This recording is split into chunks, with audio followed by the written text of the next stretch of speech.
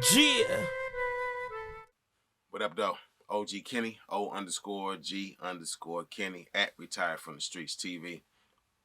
I gotta discuss this topic in particular based on a video I just did recently concerning false flagging in religion and in gangs, right? So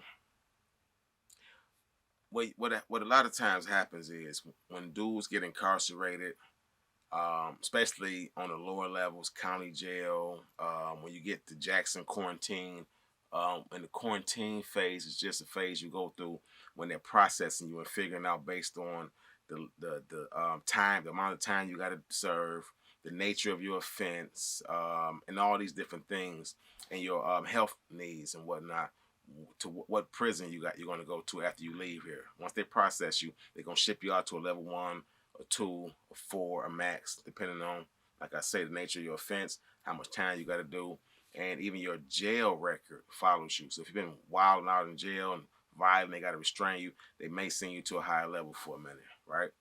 In that time, it's usually a process.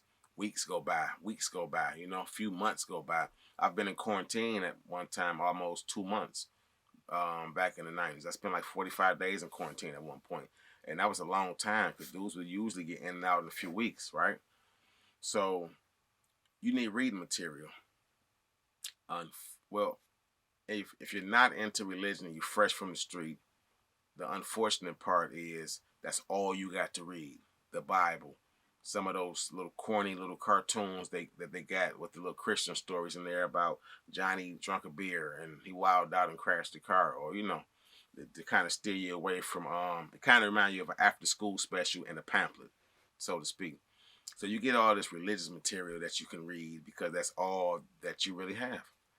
Now, that's a good thing on the flip side because some dudes, this is the first time they are getting an experience with the Word of God, right? This is the first time that they got something they can relate to on paper that is talking about a dude committing crimes, but he found God along his travels. Not to mention, you get countless stories, books about stories of dudes who were once lifers, who were once gangsters, possibly hitmen, who gave their life to Christ or in a religious sect once they got into prison, started up organizations, got to organizing in prison for better conditions, started networking out in the streets between the prison ministries and the street ministries, and started doing work from prison in the streets and changing lives. And they got commutations or they got exonerated eventually based on the work that they've been putting in.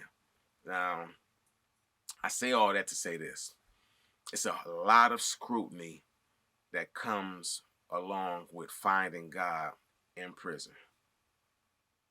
And the reason being is that usually the individual who's in prison is there because they've committed some type of crime. Usually. We got a lot of cases where people are innocent, wrongly convicted, mistaken identity. We know it runs the gamut, right? However, most dudes end up in prison for fucking up. Let's be honest, right? I was a dude who went to prison 3 times for fucking up, to be honest. So I know once you get there and you find a quiet space, finally, a peace of mind, a center, where you can look around and you see dudes who you knew probably from the streets, or you heard their stories, or just them telling you their stories and showing you their paperwork that backs up their story, right? That pre-sentencing investigation, that paperwork, when they show you that and you see the official, then you like, man, this dude used to be a maniac. This dude then cut up bodies. This dude then did some of the most heinous crimes you can possibly think of and fathom, right? And he's here preaching every Sunday in front of prisoners. He's crocheting purses and stuff for his nieces and little booties for the babies that were just born in the family, you know. And he has a calm about him and a peace of mind about him that will pull you in and make you want to get your mind right. Those dudes that I'm talking about, my brother McKeel, my brother Notar X, Timothy Dixon, The brother Vernon Presley, Vernon X, and all these dudes, Carico, Harlan, Spite, all these dudes who I met when I first came to prison, Big Dipper, the Big Mobite, all these dudes when I first came down in '97 and I went to Coldwater was street dudes formerly who were in there teaching young brothers about Islam and about Christianity and about religion and about foundating yourself in a belief system so that you have a proper foundation and your cornerstone, right? Your cornerstone is solid now because you can base your net worth on a bag. You can base your net worth on how much you think you know. You can base your net worth on who your people are, right? But the real cornerstone of a foundation for a man, for an entity, for a nation is something founded on a spiritual journey, right? A spiritual belief. I don't care what you call God. I don't care how you connect to the universe. When you're doing it on a level that's vibrating at high frequencies, when you're doing it when it's connected with positivity, reinforced systems of belief that have fruit to bear, that can spread joy, hope, prosperity, and love throughout the world, then you got a fighting chance at everything else. Right? Then you can always fall back and get your mind right because you got something that you can hold on to. You got something when you in your lowest moments in life that'll get you through those dark times because you know you've been through those moments before, right? And you ain't get through them alone. Even when you weren't praying for yourself, a lot of us brothers or people in general, but especially the dudes from the hood, when we wasn't praying for ourselves and we didn't have the power and ability to pray for ourselves because we were so effed up in the head and so lost, we had praying families. I come from a praying family that you'd be like looking at me when I got into getting into dirt and in the streets. You'd be like, not Ken, not Miss Bailey, grandson. What? That dude was getting all A's and B's. You tripping? You understand what I'm saying? So can you imagine that type of background, and then you constantly in and out of jail, in and out of trouble, in and out of prison, when everybody know your family to be Bible thumpers, right? Can you imagine that? So now when you got these dudes who grow up like that and they find their way back to God in prison, it's hard to believe some of them because they come home and they get back into that same lifestyle, right? It's hard to believe some of them because they get back into drug abuse. They get back into going into your house when you ain't there and taking your shit. They get back into selling all your food out your refrigerator, stealing your kids' Christmas gifts and selling them and whatnot. Borrowing money and saying, I'm going to see you on the first. I got you. I appreciate you for letting me stand here. I got this check coming. I got a lawsuit coming. Keep showing you the same damn paperwork for their damn PPP loan or their PUA certification so they can get a couple dollars out you. My bridge card come on the 17th. You can hold the card. Let me get the money right now. I done heard a million stories, so when people come to me, I had to tell y'all, look, I was raised by junkies and hustlers. All the stories you can tell me, I done heard them before. When it comes to that religious part, though, and finding God, I believe y'all have to give people a little bit of some leeway, especially when they find God in prison. Because think about it. If they had never found God at all, they would have never had God in their toolbox at all. So even if they forget sometimes that he in that toolbox, he in there, he waiting, he ain't forgot. He polished up and ready to use. The battery charged on him, he cordless, he portable. Come on now. Solar powered. He in your toolbox though. Just imagine if they had never had God in their toolbox at all, where they would be. So I believe that we need to let up on some people sometime and say, hold on, you been a little too hard to me. You found God, huh? Oh, you done went to jail, now you a Muslim. Oh, now you're reading the Bible finally, huh? You ain't doing crack no more. You ain't doing it. Come on.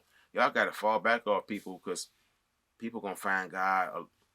The Bible is laden with stories of men, right, who did not get their minds right with God until they were in prison, in the belly of the damn whale, in the lion's den, right? Lot didn't find Lot. Remember they destroyed the whole city. They destroyed Sodom and Gomorrah. Lot's wife turned into salt. You know what I'm saying? Everything else. in order for him to really, really get it. Like, listen, you got to keep your mind on the prize. You got to keep your eyes on the prize. There are countless stories and throughout history of men who had to find God in prison. Malcolm X is a prime example. God sometimes will find you in your lowest moments when you don't have no distractions. You don't have no noise from the outside world. You don't have nobody. You don't have no big booty in your face. You don't have no plate full of dope. You don't got no fat blunts roll. You ain't got tequila and vodka and Hennessy flowing, and the music ain't bumping. And ain't nobody pulling up. Ain't nobody saying, "What up, though? What you doing for the weekend? What y'all about to do? Let's barbecue. Let's smoke something. Let's drink something." You don't got none of that going on. That's when God say, "You know what? I've been here all along waiting for you to listen to me. I've been coming at you through countless signs. That bum at the store that say, 'Young dog, stop fucking with them dudes you fucking with. They ain't no good.' Or girl at the drive through when you keep going to McDonald's who's like, 'Why you keep riding with all that weed in the front seat? And every time you pull up, you smoking like all and then you get pulled over a week later.'" Right? The voice of God be there all along, and it's prominent in our women. It's heavily prominent. It's prominent in our women. I listen. Countless times I done heard dudes. I want to talk to them that specifically one day, because I know a million dudes who would tell you it was my girl, my sister, my mama, my homegirl, my co-worker, old girl who said come hang out with them. Always trying to get dudes to do something else. They chose to do some other shit and end up locked up.